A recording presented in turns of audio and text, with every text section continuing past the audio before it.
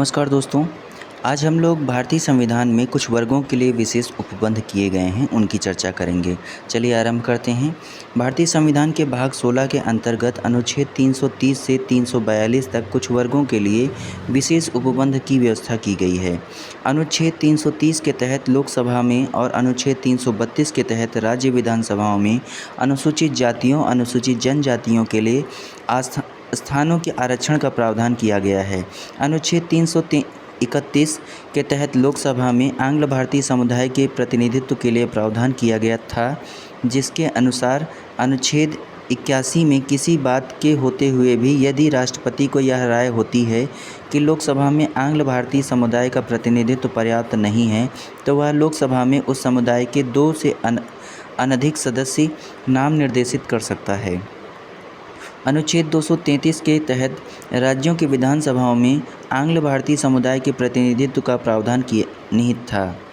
अनुच्छेद 334 के तहत अनुसूचित जातियों, अनुसूचित जनजातियों और आंग्ल भारतीय समुदाय के संदर्भ में उपर्युक्त विशेष उपबंध मूलतः 10 वर्षों के लिए ही थे, जिनकी अवधि को क्रमिक रूप से संविधान संशोधनों के द्वारा आगे बढ़ाया जाता रहा था।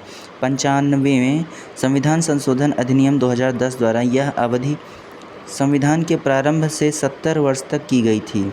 104वें संविधान संशोधन अधिनियम 2019 के प्रावधानों के अधीन अनुसूचित जाति और अनुसूचित जनजाति के लिए सीटों के आरक्षण लोकसभा तथा राज्य की विधानसभाओं में को पुनः अगले 10 वर्षों संविधान के प्रारंभ से 80 वर्ष तक के लिए बढ़ाने का प्रावधान किया गया है, जबकि आंग्ल भारतीय सदस्यों के नामांकन के प्रावधान को पूर्व निर्धारित तिथि संविधान के प्रारंभ से 70 वर्ष तक अर्थात 25 जनवरी 2020 से आगे न बढ़ाते हुए निष्प्रभावी कर दिया गया है।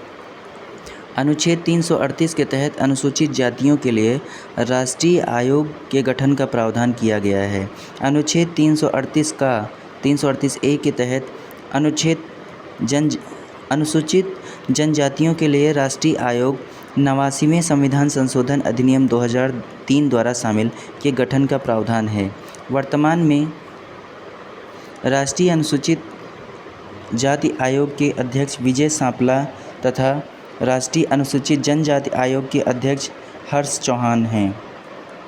अनुच्छेद 340 के अनुसार राष्ट्रपति पिछले वर्गों की दशाओं के अन्वेषण के लिए आयोग की नियुक्ति कर सकेगा। राष्ट्रीय पिछड़ा वर्ग आयोग का गठन सर्वप्रथम 1993 में संसदीय अधिनियम के तहत किया गया था तथा 2018 में इसे संवैधानिक दर्जा प्रदान किया गया।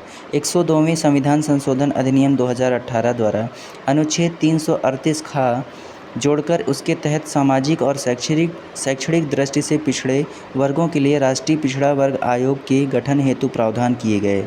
वर्तमान में राष्ट्रीय पिछड़ा वर्ग आयोग के अध्यक्ष डॉक्टर भगवान लाल साहनी हैं।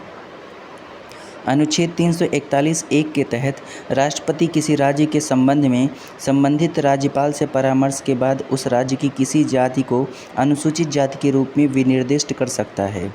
अनुच्छेद 242 एक के तहत राष्ट्रपति को संबंधित राज्य के राज्यपालों से परामर्श के बाद किसी जाति को अनुसूचित जाति के रूप में विनिर्दिष्ट करने का अधिकार है।